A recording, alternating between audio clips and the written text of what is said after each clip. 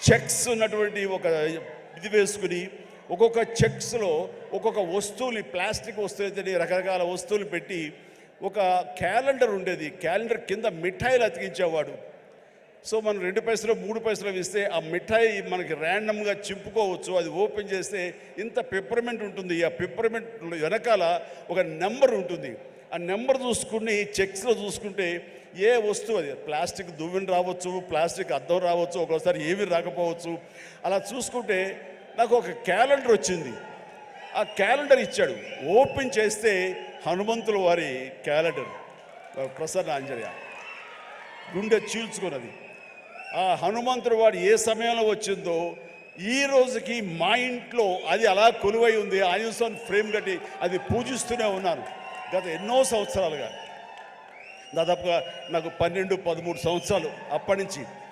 అంటే ఏంటో తెలీదు, హనుమంతుల వారి గురించి నేను ఆయన వెంటపడ్డానా, ఆయన మీద నాకు ఒక గురి కుదిరేసరికి ఆయన నా వెంటపడ్డారో నాకు తెలియదు. కానీ నా యొక్క జీవితంలో అంతర్భాగం అయిపోయారు.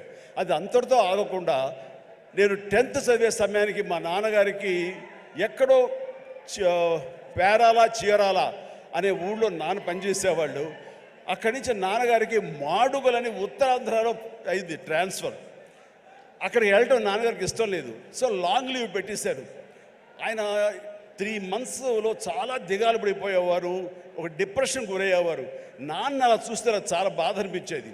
నాన్న, మీకు దేవుడి మీద నమ్మకం లేదు, కానీ మీరు హనుమంతుల వారిని, హనుమాన్ చాలీసాని 108 సార్లు చదువుతూ అలా చేయండి.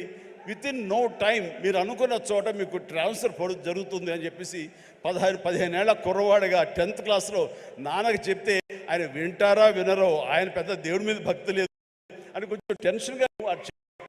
అవునంటావా? జరుగుతుందా? చేద్దామా? చేయనా అంటే అప్పటికప్పుడు హనుమాన్ చాలీసా నేనే ఒక చిన్న కాగితం రాసేసి నాన్నకి వచ్చాను. నాన్న 2-3 సార్లు చదివారు. ఆ తర్వాత 108 సార్లు ఆయనకి చిట్టి గారెలు ఆయన మెళ్ళో వేసి 108 గారెల్ని, ఆ తర్వాత మార్నింగ్ నుంచి ఈవినింగ్ మధ్యాహ్నం వరకు అయిపోయింది. అలా చదివేవాళ్ళు. నమ్మండి నమ్మపోండి, 1 నెల రోజుల లోపల ఆయనకి మళ్ళీ ఏ ఊరైతే కోరుతారో ఆ ఊరికి ట్రాన్స్ఫర్ అయిపోయేసరికి నాన్నకి విపరీతమైన నమ్మకం ఏర్పడిపోయింది. చెప్తుంటారు, నాకు గురువు ఎవరో కాదు, హనుమంతుడి పరిచయం చేసిన గురువు మా పెద్ద అబ్బాయి, మా శంకర్ బాబు అని. నాకు చాలా ఆనందం వేసింది. నాన్న లాంటి ఒక కమ్యూనిస్టు భావాలు ఉన్నటువంటి ఒక నాస్తికుడిని నేను ఈ రకంగా దైవభక్తుడిగా మార్చానని చెప్పేసి అక్కడి నుంచి మా ఇంట్లో మా యొక్క కులదైవం ఆంజనేయ స్వామి అయిపోయారు. ఇది ఇలా ఉండంగా పేరాల అనే ఊరప్పుడు నేను డిగ్రీ అయిపోయింది. నెక్స్ట్ ఏం చేయాలి అనే ప్రయత్నంలో చెన్నై వెళ్ళి ఫిల్మ్ ఇన్స్టిట్యూట్లో జాయిన్ అవుదాం అనుకుంటుండగా మా పెరట్లో తిరుగుతుండగా నాకు ఎర్లీ మార్నింగ్ ఏదో కాయిన్ ఒకటి కింద పడి ఉంది. ఏంటనే కాయిన్ అని చెప్పేసి కాలుతో ఇలాగ అన్నాను. అది సేవండి హనుమాన్ ఇది ఉండేది బిళ్ళ. వెంటనే కళ్ళకు అద్దుకుని పొరపాడైపోయింది అనేసి చూస్తే హనుమంతుడి బొమ్మ ఉంది. అది తీసుకెళ్ళి నాన్నగారికి ఇచ్చాను. నాన్న ఇట్లాగని అంటే నువ్వు ఏది చెయ్యాలని అనుకున్నావు కదరా, కాబట్టి అది నీకు ఒక దారి చూపించేలాగా హనుమంతుడు ఈ రకంగా కనిపించాడేమో అని పూజలో పెట్టారు. అక్కడి నుంచి నా ప్రయత్నాలు నేను చేయటం, అలాగే మెడ్రాస్ ఫిల్మ్ ఇన్స్టిట్యూట్లో నా ప్రయత్నాలు చేయటం, అక్కడికి వెళ్తే నాకు అవకాశం రావటం. నేను వెళ్లే ముందు నాన్నగారు దీన్ని ఒక దండగా, ఒక లాకెట్, ఆర్టిన్ షేప్లో ఒక లాకెట్లో పెట్టి నా మెడలో వేశారు. అది నేను చాలా ఒక ఆశిస్తులాగా, ఒక మనోధైర్యం, అంటే జేబులో బొమ్మ ఉంటే ఎంత ధైర్యంగా ఉంటుంది ఆ రకంగా ఫీల్ అయ్యి వెళ్ళేవాడిని. అప్పటి నుంచి అవకాశాల మీద అవకాశం ఎలా వచ్చినాయో 1977 నుంచి 78 అండ్ 79 ఆ ప్రాంతంలో, సారీ 78, 79 అక్కడి నుంచి అవకాశాలు ఎక్కడ కూడా ఆగకుండా రావడం జరిగింది. అంత ఆ స్వామి మహిమ అనుకునేవాడిని. ఆయన నిరంతరం పూజించుకునేవాడిని. ఆయన్ని పూజించుకునే ప్రతిసారి నన్ను ఉన్నతమైన స్థితికి తీసుకెళ్ళి స్వామి నేను కూడా అంత క్రమశిక్షణతో ఉంటాను, ఎక్కడ వక్రదారులు కానీ వంకరదారులు కానీ నేను వెళ్ళను, అంత ఒక స్థితభేదంతో ఉంటాను, ఖచ్చితంగా డిసిప్లిన్గా ఉంటాను, క్రమశిక్షణతో ఉంటాను, ఎప్పుడు ఆయనతో ఇంటరాక్ట్ అవుతూనే ఉంటాను, ఆయనతో సంభాషిస్తూనే ఉంటాను. అలాంటి నేను అది పెట్టుకున్నప్పుడు చాలా సినిమాలు చేశాను.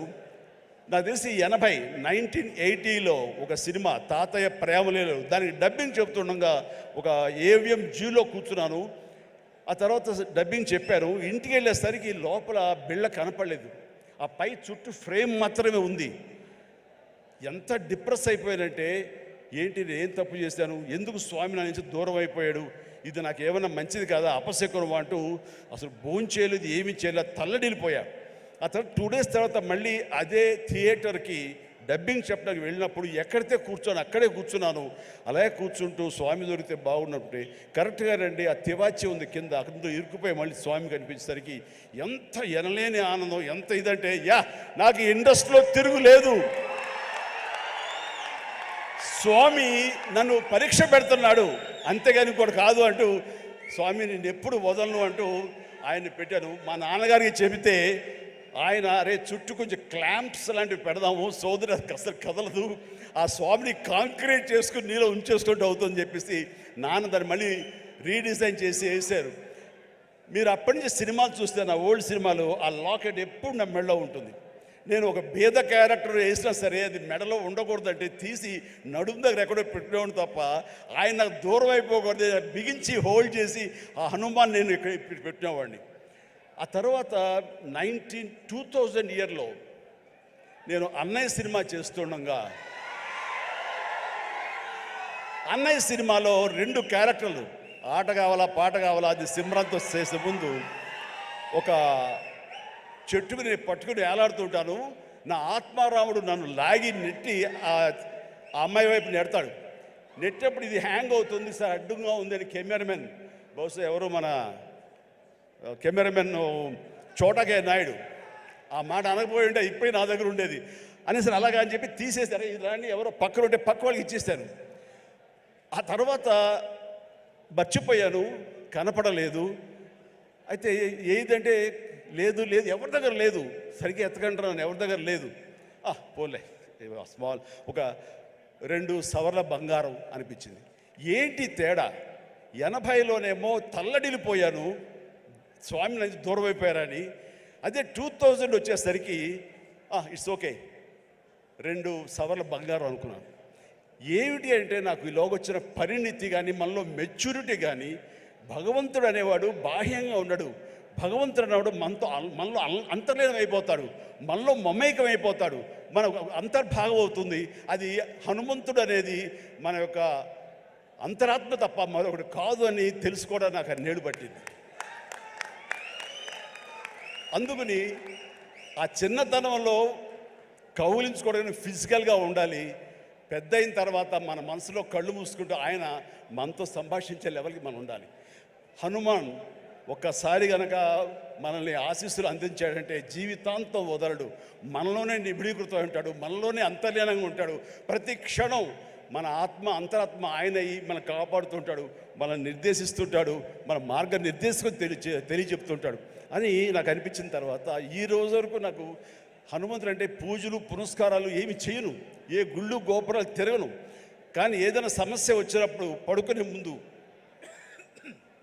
ఇలా ఉందని నా అంతరాత్మతో నేనే మాట్లాడుకుంటా, నా అంతరాత్మనే హనుమాన్తో నేనే మాట్లాడుకుంటాను.